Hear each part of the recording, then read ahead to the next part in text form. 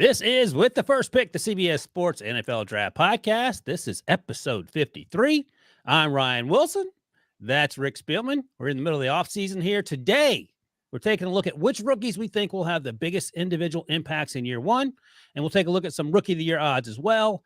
And if you missed it, we spent the last 2 weeks going division by division with the draft grades. We had help from our guys, Lige Douzable and, of course, Petey Prisco. So check those out in the feed. As always, you can watch us live on YouTube at NFL on CBS. Give us a thumbs up while you're there.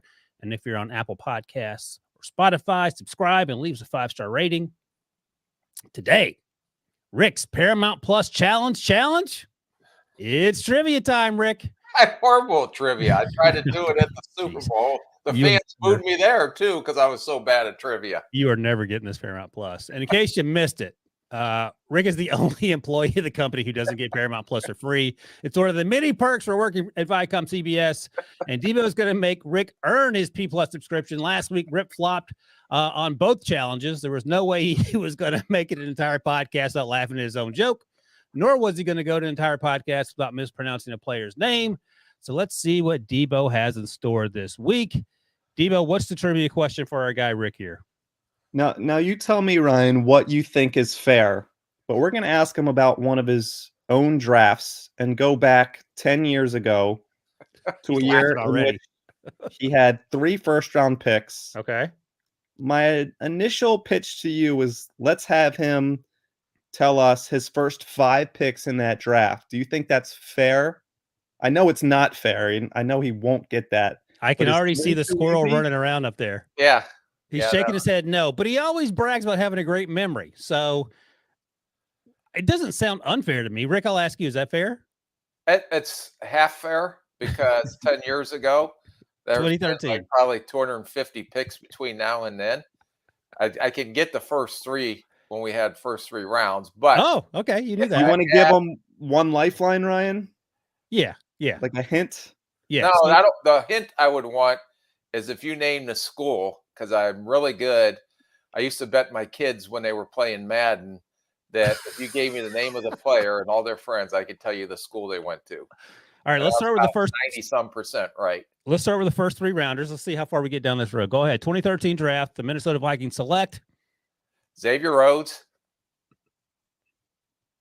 Sharif Floyd, and the most bizarre first-round pick we've ever made.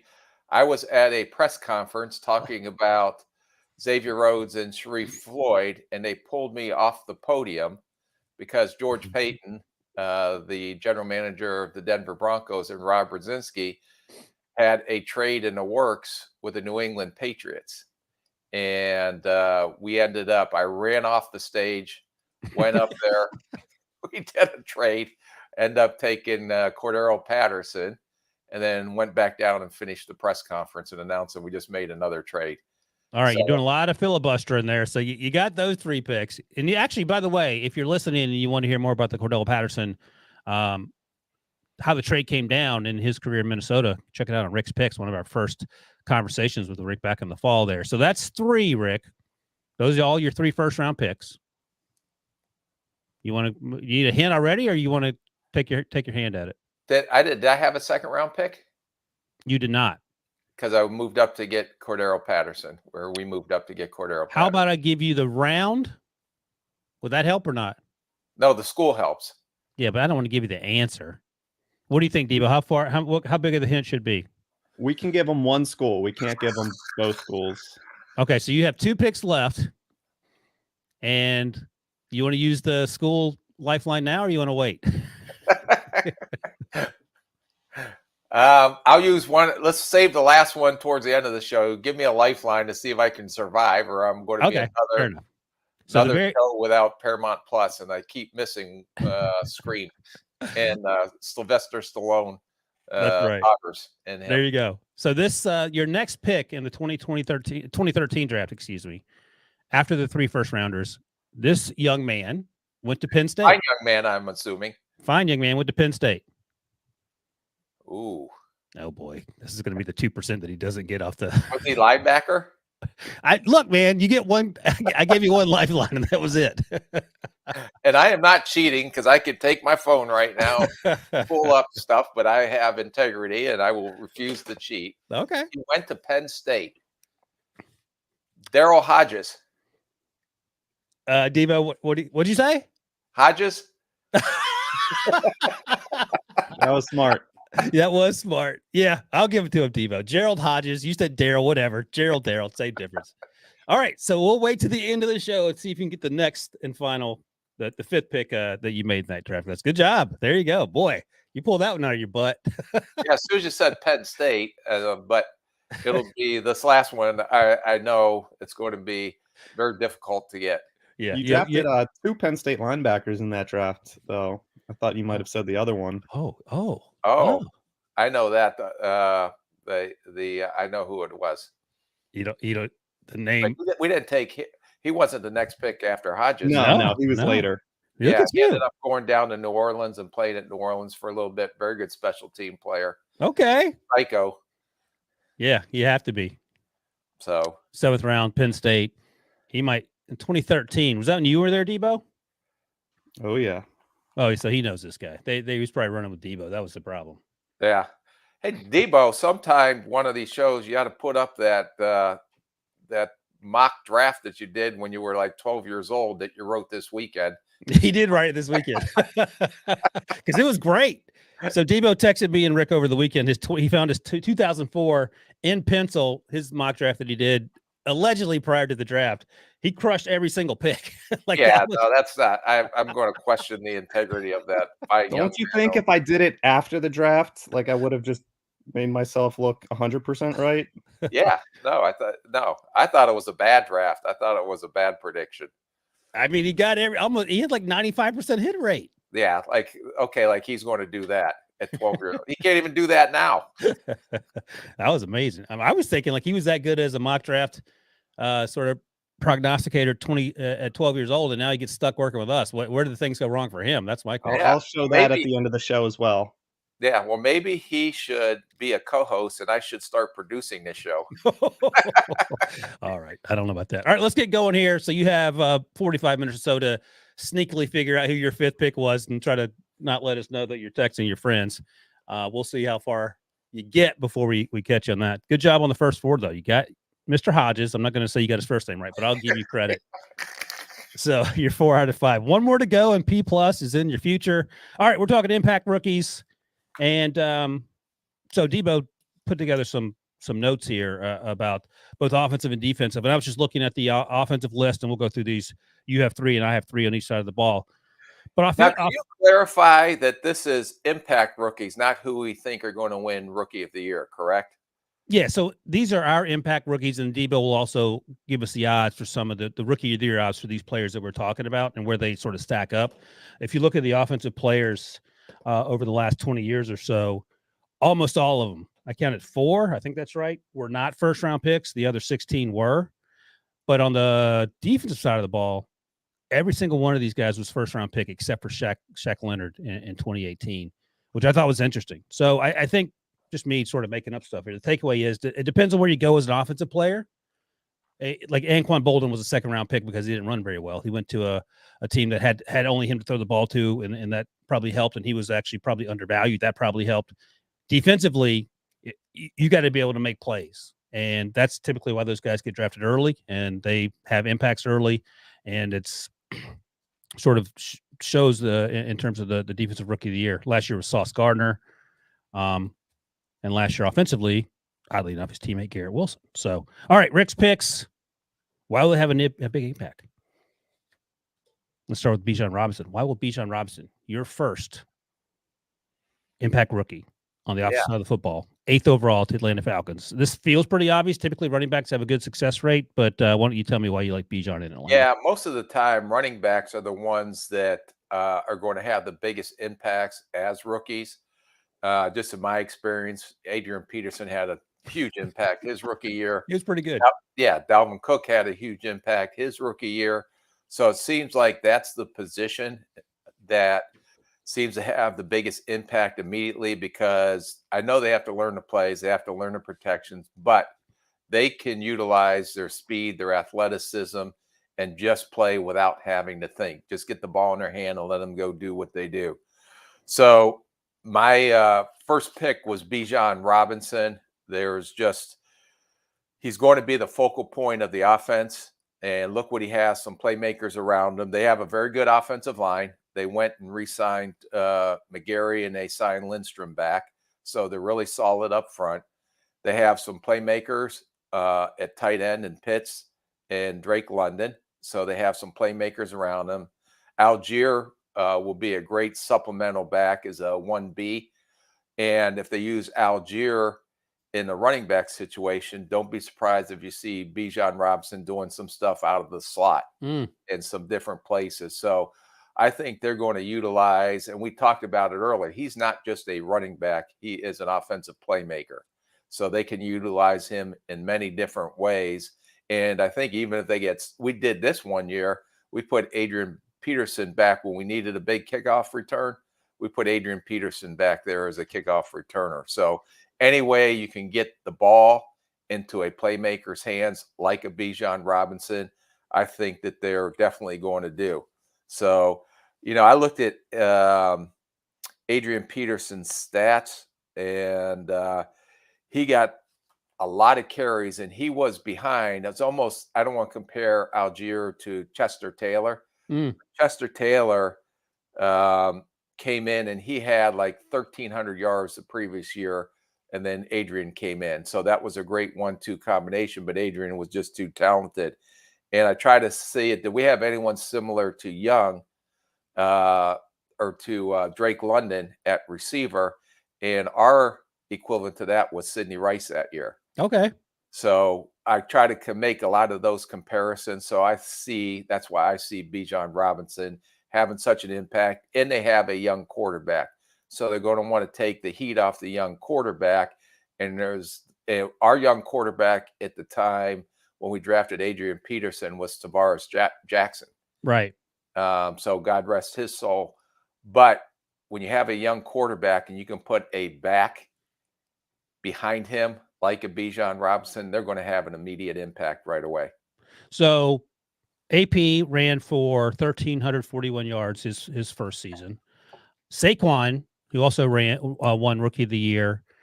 When he won it? He won it in 2018. He rushed for 1,300 yards, 700 receiving yards as a rookie. So you think can Bijan duplicate that in the receiving area as well? Is that a little too rich?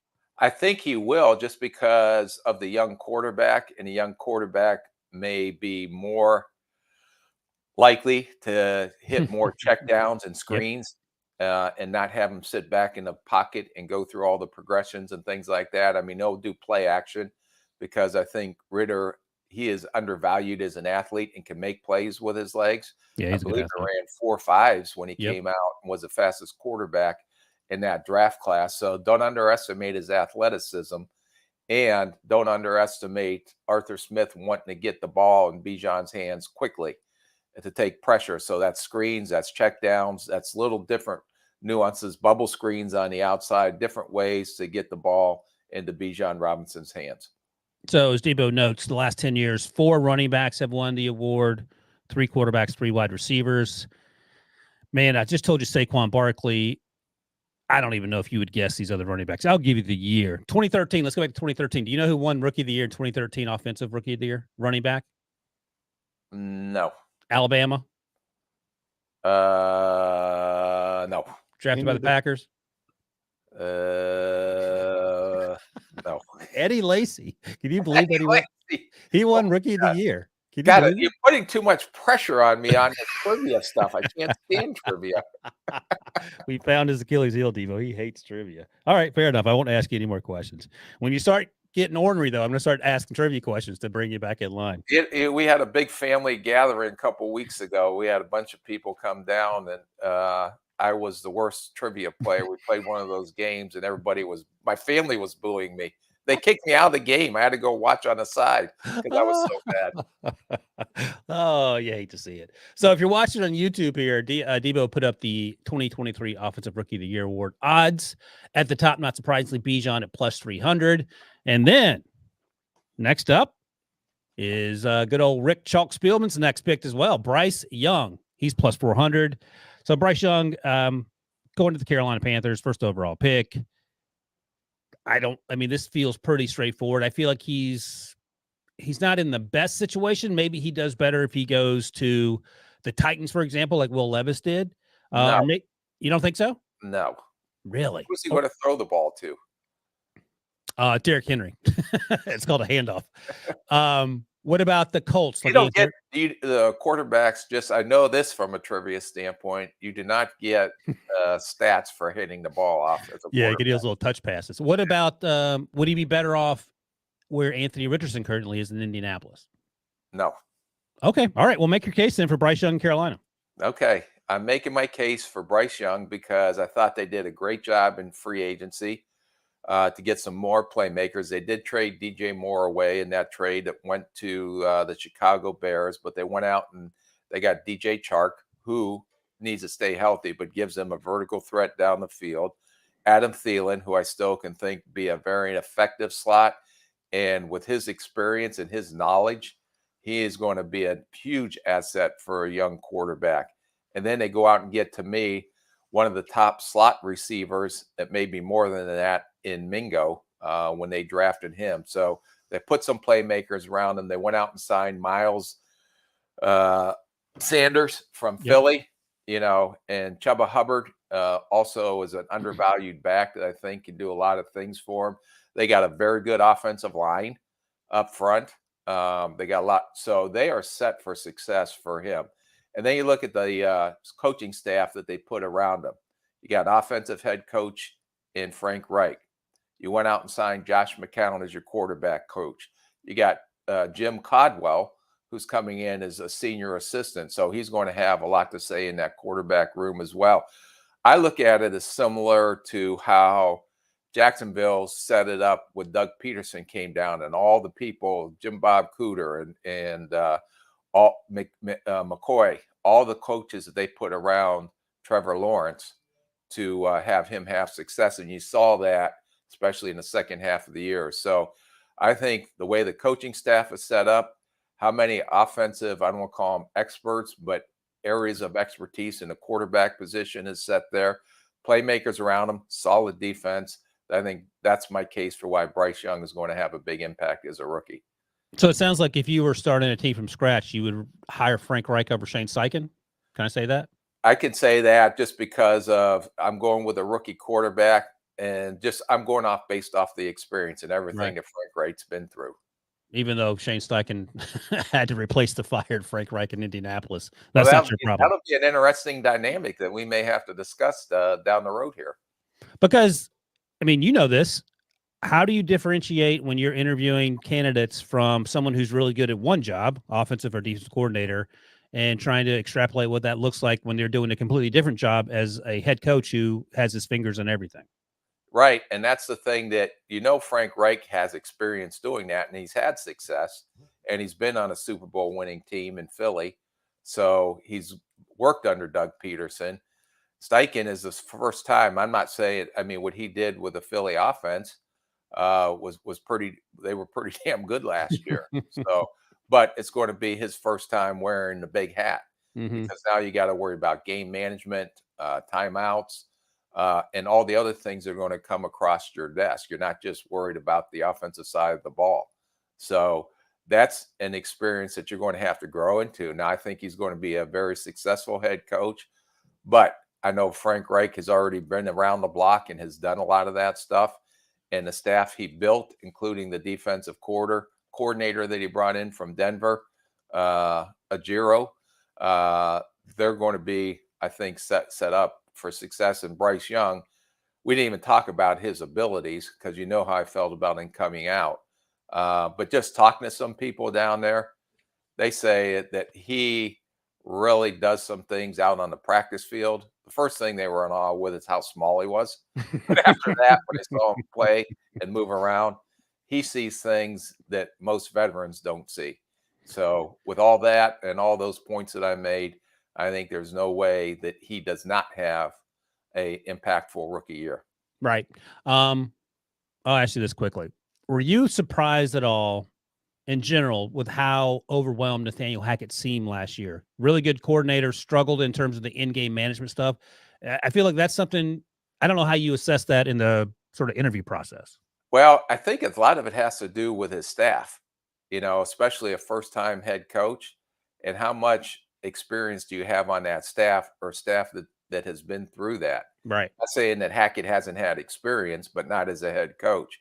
So that's why they brought in some people, Jerry, the former, that ended up being the He was the guy in the booth. I can't remember his last name. Greg. Jerry Yeah. Coleman? No, he was the special teams coordinator for a long time at the Baltimore Ravens. Right. Okay, go ahead. And then he ended up being, I think, the interim head coach at the end of the year to get him through the rest of the season.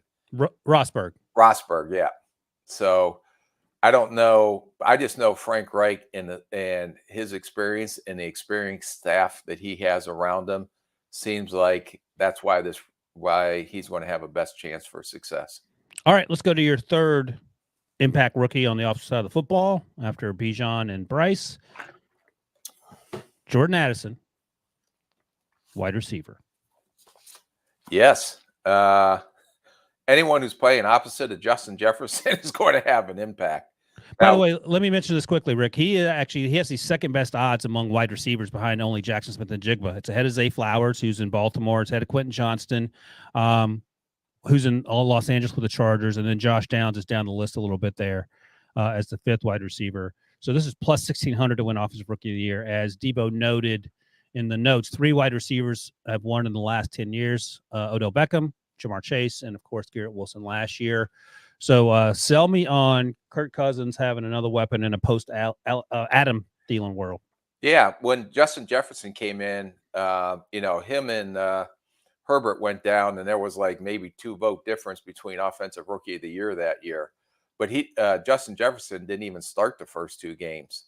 And then he came in and he ended up having 88 catches for 1,400 yards and 7 touchdowns. But no one knew Justin Jefferson was going to be Justin Jefferson. You saw the signs, but he was playing opposite of Adam Thielen, who was coming off multiple Pro Bowl years, multiple 1,000-yard receivers, but he was opposite of Stephon Diggs at the time. So I think any defensive coordinator they're going to face, the first player they're going to try to take out of the game is Justin Jefferson. So they may have 7 guys covering him. Right. But with Kirk Cousins and his accuracy as a passer and his experience, along with Justin Jefferson, and who knows if Dalvin Cook's going to be there or not, but they Hawkinson at tight end. So they have a lot of weapons that defenses are going to have to worry about, but that's going to leave Jordan Addison a lot of opportunities. There's no question about his route running ability. There's no question about his big playability after the catch.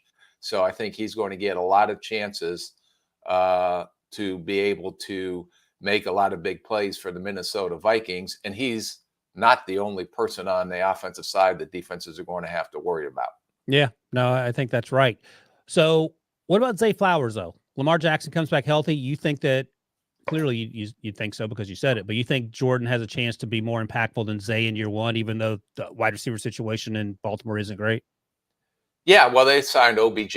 They got Flowers. Hopefully the rest of their crew will be healthy. And Zay Flowers will have an impact. But I think Jordan Addison fitting in that scheme and that system, which is receiver friendly, in my opinion, is going to have more probably targets and more opportunities. Okay. All right. Let's take a quick break. Come back and we'll look at my offensive impact rookies right after this. You should stay. I didn't think that this is what we were doing. I thought I had this handled when she shows up in my home. If you tell someone to stop calling you the 20th time you pick up, what you've taught them is that 20 calls is what it takes. I'm not going to be ignored, Dan. I did not kill that woman, and I'm going to prove it. This is a wild game of survival. Wow, very intense. Fatal Attraction on Paramount Plus. I would love to see that. He's just trolling you right now, Debo, with the commercials. There was a commercial for Paramount Plus for Fatal Attraction with Josh Jackson. think that was Joshua Jackson. She wasn't playing around. No, so word to the wise. All right. By the way, before we get back to this thing quickly, CBS Sports Galazzo Network flagship AM show streams live Monday to Friday at 7 a.m. Eastern with replays all morning. Hosts Susanna Collins, Charlie Davies, Nico Cantor, Alexis Guerreros, and reporter Jenny Chu help fans get their day started with highlights, interviews, and the biggest soccer storylines. Find the Galazzo Network for free on the CBS Sports app, also on Pluto, where I watch it sometimes. All right. Let's get to my impact rookies on the offense. I saw you take all the low-hanging fruit, so I thought I'd mix it up a little bit here. And I'm taking one of the biggest surprises in the first round, at least early on. Jahmyr Gibbs, running back out of Alabama, ended up going 12th overall, which was way higher than anyone on planet Earth and the media anyway thought that he would go. Of course, he went to the Detroit Lions. He is 4th among all rookie offensive players to win the award behind Bijan, Bryce, and C.J. Stroud. Who we'll talk about here in a second. So, I mean, you know better than I do this roster, Rick, but I like the idea, and much the same reasons you like Bijan. Jahmyr's versatility is what makes him so sort of intriguing. DeAndre Swift's now gone. They moved on from him once they got Jahmyr. We know what he can do in the backfield. We know his ability to catch the ball. You saw it in the fall. We saw it at his pro day in person, which was at times jaw-dropping. I think he won't have as many opportunities as Bijan, even though there are a ton of playmakers in Atlanta, but I think he'll take advantage of those opportunities. And that's why the odds are where they are. That's why he's 4th and not 1st like Bijan. But I think he could be an impact player really early on in his rookie season. Yeah, no, I agree 100%. And from the reports I get out of Detroit, reading the clips and going through everything, that he's been very impressive. I know they're only out in shorts right now, but his quickness, his speed, his ability to catch the ball, he's going to be more than just a running back for him. I have a sneaking suspicion. Yeah. And by the way, we saw him in shorts at the pro day, and that was impressive. So he doesn't necessarily have to put pads on to get your attention. All right. Next up, my guy, C.J. Stroud. And, you know, we talked about him a lot in the draft process. And the more we talked to him in person, the more we liked him. And then, as often happens late down the stretch before the draft, silly stuff starts coming out about players. Some of it true, a lot of it not true. And, you know, there was some thoughts that maybe he slips because he tested poorly on an S2 test or whatever. And then the guy who invented S2 or runs the S2 testing service said, you know, not all these scores are even accurate that you're reading about. At the end of the day, the Texans drafted him. And you had said, in the weeks leading up to the draft, you can't have 2 first-round picks, desperately need a quarterback, and come out of this draft without a quarterback. So they got CJ. Now, CJ isn't in as good a position as Bryce, and you talked about that before the break. I think he's not in as good a position as even Anthony Richardson.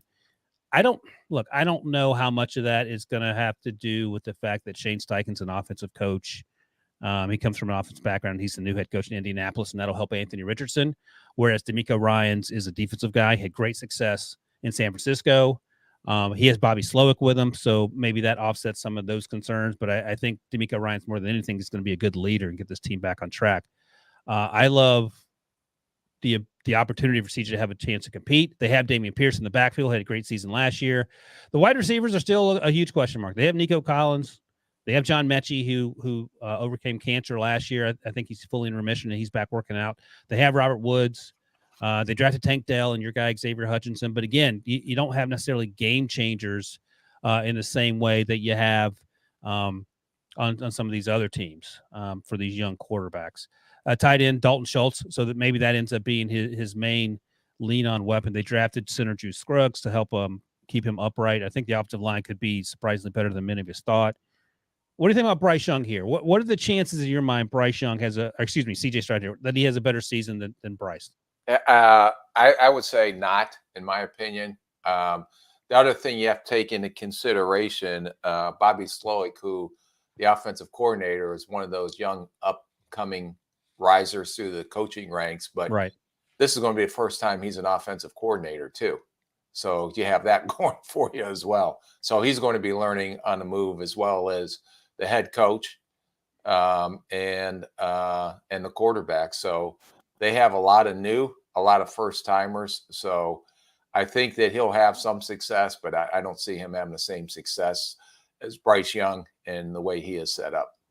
No, that's fair. And the thing, Bryce took a ton of hits last year. One of the things, the sort of the knocks against CJ, and it's not his fault, is that he played with a bunch of offensive linemen who were all drafted, most of them drafted pretty high, and he didn't take a lot of hits. That's going to change pretty quickly in Houston, just because the Texans aren't a good football team. And while I said their offensive line might be better, I don't know if it's going to be that much better than what he had at Ohio State over the course of his 2 years there. So I liked CJ a lot. I'm glad we had a chance to talk to him a few times, and he came across like a leader, but I think he's going to be tested early on. That said, good luck to him. I hope he does well, and I hope I look like a smart guy. All right. I mentioned this guy earlier when you were talking about Jordan Addison. My guy, Zay Flowers. Oh my God, you're justifying everything you're trying. That's not as good as mine, but that's fine. Well, you got your pick. Justify everything. You got your picks in first, so I had to pick from the scraps. Because I'm an experienced, or I'm, I would say, a thoughtful employee. That when Debo says something, and being the supporting actor that I am on this show, that I wanted to get them in because I knew Debo was going to have a very long weekend, and I wanted to make sure that he was set. You're also incredibly modest, so those are 2 points for you. Here, let me pat myself on the back again. Yeah, don't hurt yourself. Don't pull your shoulder out. So Zay Flowers, we talked about him a moment ago. You had Jordan Addison as your guy, and if you're looking here, this is when we had those run on those back wide receivers starting at pick 20 with Jackson Smith and Jigba to Seattle. Then Quentin Johnson went to the Chargers, followed by Zay Flowers to the Ravens, and then Jordan Addison to the Vikings. And interestingly enough, Justin Jefferson was the last of those 5 wide receivers to go off the board a few years ago. He ended up being the best. Jordan Addison goes last. That's who Rick likes here. We'll see what happens, but I went with Zay, in part because Lamar's coming back. That's great. Lamar will be healthy. That's great. Eric DeCosta, the general manager, made some comments at the combine that made Rashad Bateman, their former first-round pick, wide receiver out of Minnesota, not very happy.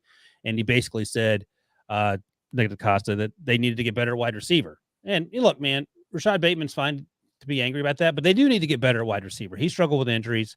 Odell Beckham's coming off the ACL, his second ACL. So he'll add some depth there. I don't think he'll be the player he once was. They signed Nelson Aguilar. They obviously have Mark Andrews at tight end. Isaiah Likely's their other tight end. They have Charlie Kohler. I forgot they drafted him a few years ago as well. So they're going deep on the tight ends. And then, of course, Zay Flowers. So Zay Flowers provides some return ability too. That doesn't factor in, I don't think, to Offensive Rookie of the Year. I mean, he could have 25 punt returns. That's not going to get you Offensive Rookie of the Year, but I think he has an opportunity to do some things for Lamar. And, I know you think he's slide only, but he can move around a little bit and provide some versatility there. And I said it before, like in the weeks leading up to the draft, when you watch him, when he's at his best, he has some little Antonio Brown in him. He's not as big as Antonio Brown. He's probably a little faster, straight line, but obviously not the route runner yet. But I like this fit. I think this fit is actually better than say Quentin Johnson, for example, who he's not a one-trick pony. I think you need some elusivity on the underneath routes and let Lamar get you the ball, and then you do your thing. What's that word? Elusivity. Okay. I'll have to work on that. Elusive. Next break. And don't forget, now Todd Monken's coming in as the new offensive coordinator, which will make a difference too. I think Greg Roman did a great job, but they were more run oriented. And I think Monken's going to make a difference in the passing game. All right, let me ask you this. You have Jordan Addison, obviously, as your guy. Of these receivers still on the board, who do you think has the second best rookie season? Jackson Smith and Jigba in Seattle, Zay Flowers, as I mentioned, in Baltimore, Quentin Johnson for the Chargers. I'm going to say Jackson Smith and Jigba. Okay. Even though I know they got Lockett and they got Metcalf. So I'm going to go with Jackson Smith and Jigba. Hey, Debo, are we allowed to make bets, like dollar bets at the end of the year, that my guy will be more productive than Ryan's guy? Yeah. Why not? Yeah, let's do it. Let's have some in-season $1 bets. Ryan can try to reclaim the championship belt. So what's the bets? We're doing odds this year. Way, Rick. Huh? I'm betting $1 that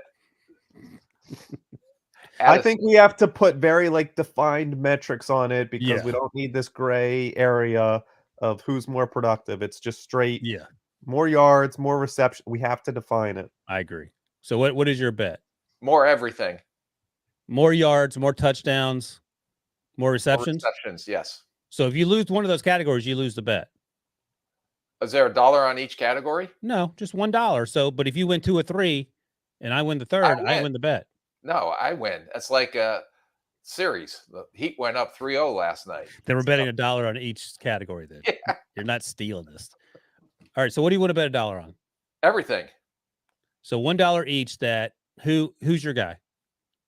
My guy is Addison. Okay. And I can take anyone? You can take anyone. Any rookie? Yep. All right. I'm going to stick with my guy, Zay Flowers. So I say Zay Flowers has more receptions. That's $1.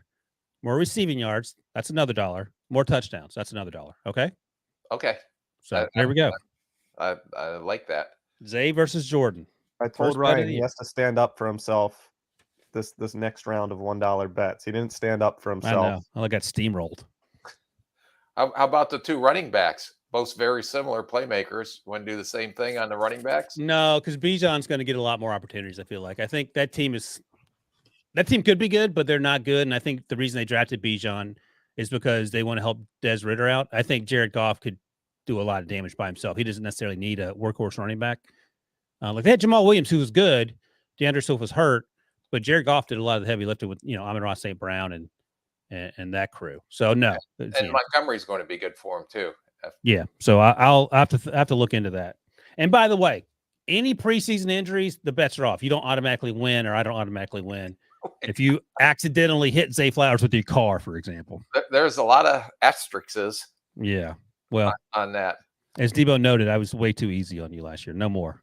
All right, let's take a quick break. We're going to come back and we'll talk about Rick's defensive rookie of the year. You're rattled. You can't take it. You can't take the pressure. All eyes are on Italy Absolutely astonishing. as the race to qualify for Europe Huge moment. all comes down to the final match day. It's a goal. Stream every pivotal Serie A match live on Paramount Plus.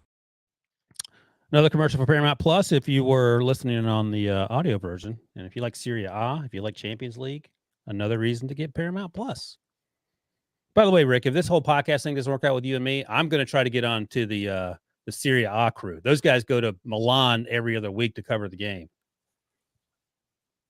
What's the A crew? Is that on Paramount Plus? Serie A, the Italian soccer league. Serie A. No, I know. I'm Premier all the way. Congrats to Man City for winning the Premier League championship. Yeah. Now I'm looking forward to seeing, besides Southampton, I believe, who else is going to get relegated down. I think Leeds is in trouble. I haven't seen the most recent updated table, but that's not good news because they have a couple of Americans on that team that need to be playing in the Premier League. But since that's on NBC, we shouldn't talk about that. But Okay. You went there. Here we go. You wonder why you don't have Paramount Plus. All right. Let's talk defense. Your If I impact had players. Paramount Plus, then I'd be more in tune to what's on that. Although I do watch the some of the soccer stuff on. I think I'd get Paramount. Do I get Paramount, Debo, with my CBS and one of those streaming services that I have? But I don't get Paramount Plus. No, there's only Paramount Plus. Oh, there is? You can watch soccer on the Galazzo Network. Sometimes there's Oh. some replays there. I watch it on CBS Sports Network. You can do that too. It would be real funny if this entire time Rick actually did have Paramount Plus and just didn't realize it. He didn't see the plus. He said, I just have Paramount. I don't have the plus. All right, Rick, let's talk about these defensive players here. I went with the other first round pick on my offensive picks with Jahmyr Gibbs. You're going with the second first round pick the Lions made, linebacker out of Iowa, Jack Campbell. Ended up being the first linebacker taken. We didn't start talking about him until a little later in the process. It was all about Drew Sanders, who ended up going in the third round to the Broncos. But Jack Campbell feels like a Dan Campbell type of player. And why do you like him as one of your favorites to have an impact season? I think they're going to be better up front defensively. They went out and they were aggressive to look at their secondary now that they have. Cam Sutton, Gardner Johnson that they ended up signing. So they were aggressive, improving that defensive side of the ball. But the reason I say Dan Campbell, Jack Campbell, is because of his instincts. And usually linebackers that are very instinctive and smart have the best chance of making the most plays.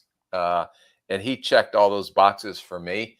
Now he's got to learn a new system, but once he gets comfortable and does not have to think, there's no question that he'll come downhill. He's a very solid tackler, both in line and in the open field. He can be effective in coverage, and he's not one of the small linebackers, these athletic runaround guys. Yeah. This guy is 6'5", 250, but moves athletic for his size. So I think he'll have a big impact on defense, and especially as he becomes the leader of that defense, which he'll grow into. And once he becomes comfortable with the scheme and he can just go out and play, make the calls, and doesn't have to think, I think he's going to have a major impact on the defensive side for them. I think you're moving the line, Rick, because it was plus 2,200. Now it's plus 1,500 for Jack Campbell to be Defensive Rookie of the Year. That's interesting. That team also has Aiden Hutchinson. They also have Malcolm Rodriguez, who somehow was a day 3 pick. He was a really good player for them last year. This defense suddenly looks pretty menacing, and not to mention how good the offense is. So that's going to be something worth watching. Your next player, Jalen Carter. Yes. Who arguably could have been the first overall pick if we were just going solely on talent. There's some off-field concerns that saw him drop a little bit, and he is at plus 500 to win Defensive Rookie of the Year. That's tied for first with Will Anderson. No surprise there. Tell me about Jalen Carter and how he fits in the NFL. Yeah, I think he's going to he went to the right team. I think that's the right culture for him to go to. Look at their defense. They were able to keep both corners in Slay and Bradbury.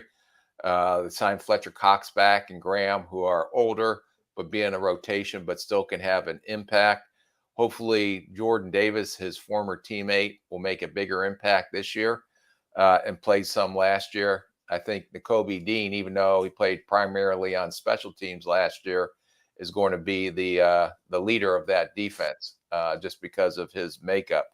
And I think, just like we talked about with some of the offensive guys, I don't think that teams are going to be like just totally focused like they are on Aaron Donald, that, hey, we got to take him out of the game. They got to take Hassan Reddick out of the game. Mm-hmm. They got some other guys that they have to worry about up front, that Jalen Carter is not going to be the focal point of offenses until he starts making plays. So I think he's going to be making an immediate impact, because when you watch him on tape, take out the stuff that happened during the pre-draft process. But if you just watch him on tape, he was not maybe the most dominant defensive player, but could be the most dominant overall player in this year's draft. And I think going into that environment with that culture and veteran leadership, that's going to be a huge plus for him. Right. And that leadership is going to be critical. Aaron Donald had 9 sacks as a rookie. How far down that road stats wise does Jalen Carter need to get before he gets into Rookie of the Year conversation? I think he's got to get close to double-digit sacks from the inside. Ooh, wow. Okay. All right. So last year, Sauce Gardner won it on the defensive side of the ball. The year before that, it was Micah Parsons. And funny little side note here. The last 10 years, we've had 4 defensive ends, 3 corners, 1 defensive tackle, 1 linebacker, and as Debo notes, 1 Micah Parsons. So Micah Parsons makes sense, but he plays everywhere. So there's been not very many defensive tackles over the last 20 years. Aaron Donald was one. The year before that, interestingly enough, Sheldon Richardson, but not a lot. And Ndamukong Suh a few years prior to that, not a lot recently. So here we go. Eagles had 4 players with double-digit sacks last year. Debo couldn't wait to tell us that stat. So there's a chance Jalen Carter keeps hope alive there and makes it happen. All right. Next up, your guy. I mean, this is a layup. I want to take this guy. So that's my number 1 guy, but you stole him because, again, you responded to the email earlier.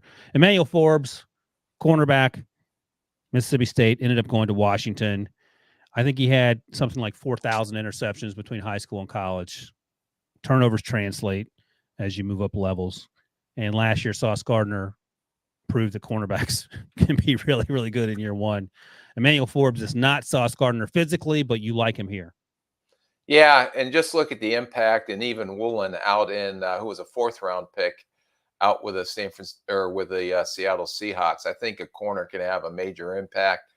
He's unique now. I understand everybody's concerned about the 166 pounds that he weighs, but when I watched him and they needed a corner, so he's going to be out on the field right away, and I'm sure he's going to get a lot of targets his way initially. Then he's going to get tested, but his ability to make plays on balls in the air reminded me a lot. And don't think I'm nuts because they're two different sizes.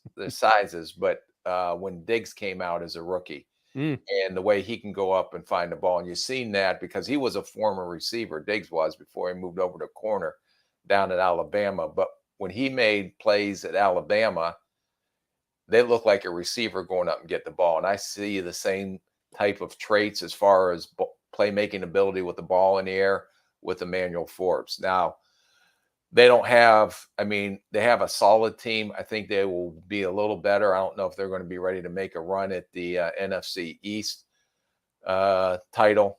But Forbes does have, out of all the corners we talked about, he was the most productive going up and get the ball and making plays on balls in the air. And he looks so natural, right? Catching the ball, not like a DB, almost looks like a receiver when he goes up and gets the ball. Yeah, 6 pick sixes in his career. He's plus 1,500 to win Defensive Rookie of the Year. Last time I looked at the odds there, that's third favorite among cornerbacks behind Devin Witherspoon, who was drafted by Seattle. Thank you. And then Christian Gonzalez is actually a little bit ahead of him, which is interesting. He's going to New England, and cornerbacks have a lot of success in New England, so that makes some sense there. All right, let's go to my guys. And since you took all the good ones, I'm going to take some under the radar guys. I'll trade you. You can have Forbes for Will Anderson.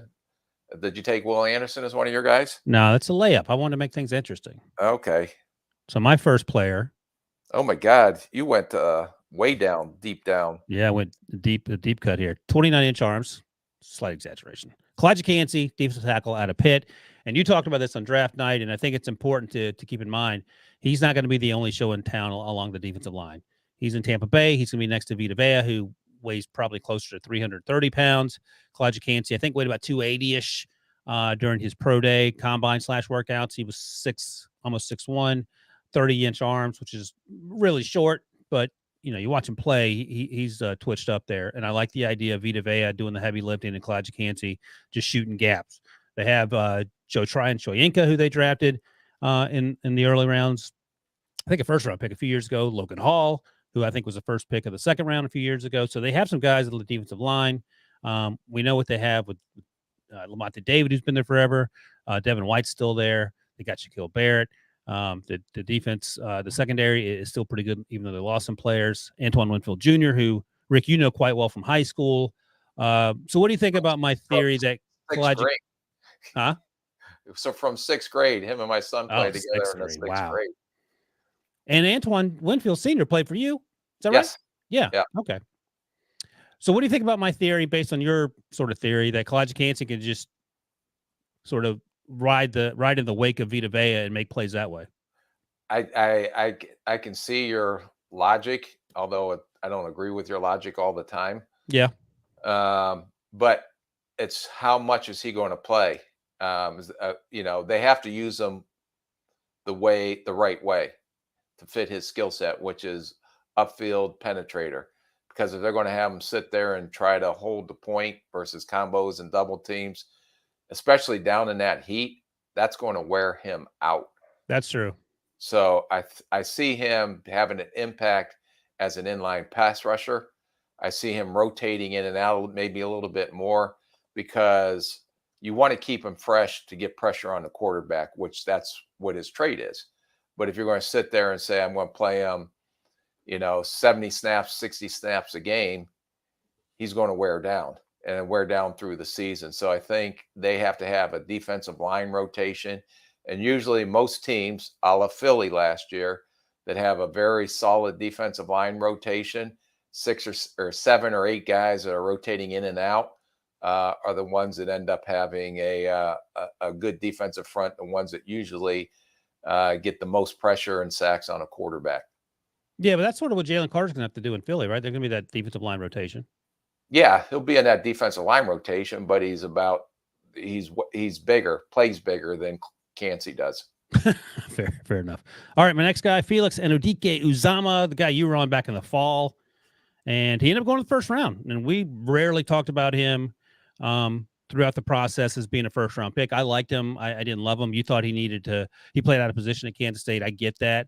I like him in Kansas City because I like the evolution of George Karlaftis. I didn't love George Karlaftis coming out, but he's just scratching the surface. They knew how to use him in Kansas City, and I think he'll have that opportunity to be used properly, get the most out of him, and I think he has a chance to be a pretty good player. Yeah, he'll replace Frank Clark's role, who had a pretty big impact on him while he was there.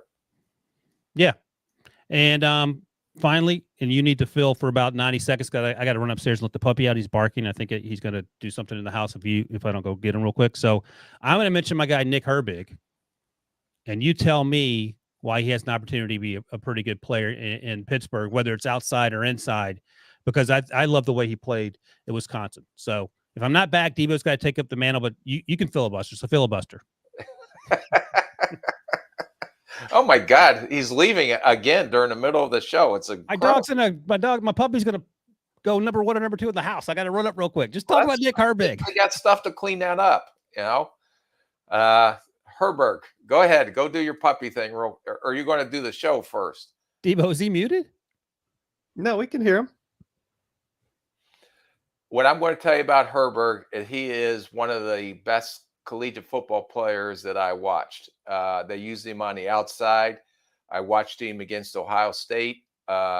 He has excellent pass rush ability off the edge. He's undersized. He plays with his hair on fire. A lot of teams looked at him as potentially trying to move him to a stacked position. I think he's going to have to learn to drop in coverage. He's more than athletic enough to do it, but he's not as natural at that as he is going forward. I think Coach Tomlin will do a phenomenal job utilizing his strengths and utilize him in a way to get to the pressure on the quarterback, whether it's off the edge, whether it's blitzing through the A gap. I'm not saying he's TJ Watt, but when TJ Watt came out, he was kind of that outside guy from Wisconsin that Pittsburgh made into, one of the most dominant defensive players in the NFL right now. So I see a lot of similar traits, not in size, and he still has to prove himself, but utilize him to get to the quarterback because that's what he does best. Oh my God, amazing timing. Rick, can we get a $1 bet on the defensive side? Let's search for something. Most picks, most sacks. I want to add more $1 bets. Okay. I am going to say that Carter will have more sacks than Cansey.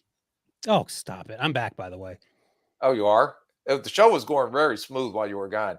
Yeah, sorry. I had the dog usually naps at this time, so I thought he'd be good. And he's up there yelling and screaming. I didn't feel like him messing up the house, and then I have to deal with all that. Thank you for your filibuster, and hopefully it went well. But the Cansey Carter bet, yeah, you taking that bet? I don't think so. What about like Carter versus Tyree Wilson? Is Tyree going to play? Is he healthy enough to play in week 1, Rick? I don't know. I didn't look at his foot. All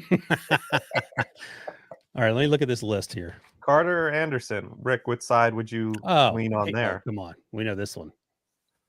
I'm going to go with Will Anderson. Of course you are. All right. Okay. Who drafted Lucas Van Ness? The Packers? Yes. Oh, man. Lucas Van Ness or Jalen Carter? Like, I sort of like Lucas Van Ness sneakily, but I don't know if he's going to be ready year 1. Well, go out there on a limb. I mean, don't look at the obvious. You're taking the obvious. You're taking Jalen Carter. He's number 1. Well, I'll just say, like Rick said, Jalen Carter potentially double-digit sacks. The winning pass rushers over the past 10 years as, pass rushers, Micah Parsons, 13, which is the highest on the list. Chase Young, 7.5. Nick Bosa, 9. Shaq Leonard, 7. Joey Bosa, 10.5. Aaron Donald, 9. So that's that's already a high number to peg on Jalen Carter if we think Anderson will exceed that. Yeah. So I'm how about saying, this? yeah, but they play different positions. The only one that plays inside was Aaron Donald. So I'm saying that Jalen Carter from the inside will have more sacks than You said Kalijah, No, but that's just a huge, that's still like a very big number. So to say Anderson of the list of the past 10 winners will be, according to Rick, either second or first on this list. you don't want to know why I think Will Anderson will have close to double-digit sacks. I did some research on it because I thought I left a layup for Ryan and he didn't bite. So I didn't bite. I like you shooting were threes. right. Bosa had 9 sacks, right? Mm-hmm. And opposite of Bosa that year, they didn't have a lot. Okay, coming off the other, it was D Ford who had 6.5 sacks. Now they had 2 monsters inside in Armstead and Buckner, who Right. ended up having, I think, 17 sacks amongst them between them. So I'm just saying that with Will Anderson going to Houston and opposite of Jerry Hughes, who had 9 sacks last year, opposite of Grenard, who had a sack and a half, but he only played in 8 games last year and 1 start. He had 8 sacks the previous year in 2021. So assuming he's healthy, he has some other pass rushers coming off the opposite side of him with Hughes and Grenard. So I think that's why Will Anderson will have 9 to 10 sacks. Okay, so here's the bet. You bet Will Anderson will have 10 or more sacks. 9 or more. No, you got to take 10. 9.5. How about that? 9 sacks. I'm just taking 9 sacks. See, this is how he wins these bets, Debo. He lowballs you and then that's push not you. low ball. 9 sacks is a lot of sacks for a rookie. Bosa had 9 sacks. I'm going to say he's going to match Bosa's sack total. Which side do you like, Debo, for Will Anderson 9? I mean, generally, I do agree that these totals should be set at a half number versus a whole number. It just makes it a whole lot cleaner. Because Rick's talking about setting the over basically at 8.5 because he's taking the over there, and you would have to take the under. You lose if he gets 9. Right. So over 8.5. I mean, all right. I'll give you. This is it. This is the last one I'm rolling over on. I'm not giving you any more. All right. So I'll take under 8.5. I like Will Anderson too. I want him to get 12 sacks, but mostly for Pete Prisco's sake. But I'll take under 8.5. What a bargain you're getting. Just get odds on that. All right. That's it. Did you say good things about Nick Herbig? Yes, I did. Great. Were you impressed with my filibustering, Debo? Yeah, say nice things about this, Rick. Oh, there it is. Oh my God. So if you're watching on YouTube, here is Eric DeBerdinas' 2004 handwritten mock draft, allegedly, Rick, before the draft actually took place. It looks very similar to what the notes he sends us now. So look, I got 1 right. I didn't get 2 or 3 right. Those 2 were flipped. Roethlisberger went 11. Sean Taylor was right. Kellen Winslow was right. I did nail Jonathan Vilma at 12. I did nail Jason Babin at 27 and Chris Gamble at 28. Pretty good. That's impossible. You got Chris Perry. Is that Chris Perry, the last pick? He was a first rounder, but he was not number 32. But he was a first round pick. That's insane. So back then you had to look at magazines. You weren't looking at the internet, were you? It was hard to find draft stuff in 2004 on the internet. I hope I wasn't reading Pete Prisco. Clearly you weren't. You got all these names right. But this is remarkable. If you're listening, you should go check it out on YouTube. 58 minutes in, you can see Debo's handwritten notes. Where'd you find this thing, by the way? Yeah, you guys thought I had a big weekend. I was just spring cleaning in my childhood bedroom. That's all I was doing. So, Rick, Debo got sent to his room this weekend, and he was going through his closet, cleaning up. Well, this is a good job, man. I'm not going to even make fun of you for that. This is like one of the best mock drafts I've ever seen. But the question becomes, Rick, did he really do this? Yeah, no, there's a lot of question in that, and actually, if he did this, because I can see some difference in penciling in his handwriting and how he's matured in his handwriting. Right. There's a lot of questions on this, Debo. I'm sorry to say. So, Rick, 2004, you were in Miami? Yes. Who'd you guys take in 2004? Do you remember? I have to look at it real quick. No, was that my final question? I had Rick's Dolphins taking Dante Robinson at 19, and they ended up taking Vernon Carey. Oh yeah, Vernon Carey. Dante Robinson was good. He was a good player. Thanks for bringing up Rick. Carey at 20. Yeah, that's him at 20. Debo knew. Yeah. No, we were going back and forth with Minnesota between Kenichi and Carey. And so we would have taken either one. And so we flipped with Minnesota, I believe, that year, and end up with Carey, who ended up being a pretty good player. If you had Debo on staff as a 12-year-old, you would have taken Dante Robinson, who had a really good career. He wasn't available then. Yeah, but Debo would have had to trade up as a 12-year-old. He knew what was up. All right, Rick, I'm glad you brought it up. You got to answer question 5 to get your free Paramount Plus subscription. You've gotten 4 of the picks right. Halfway. Hodges, he gave me. It's Gerald Hodges, not Daryl Hodges. Fair enough. I'll give you that. So this is 2013. And Debo, if you want to give him whatever you think is a suitable hint for this next selection here. Who comes next? Rick, he's a 5th rounder. He was pick 155. Here's the thing, Debo. I think if you give him the school, he might be confused because there's another name that went to that same school. I'll keep giving him some stats. I don't want to give him the school. He played until 2017. He played 69 career games. I want to. We gave one school. He'll never get this. You're never getting Paramount Plus. I'm never going to get Paramount Plus. It's just a dream of mine. You know, everybody sets goals in my golden years and my retirement years here. My goal now in life is to really work to get Paramount Plus. That's the only thing I'm looking forward to. So what if we tell you who you drafted after this player in between pick number 6, your 6th pick? Who was that? Can we do that, Debo? Yeah.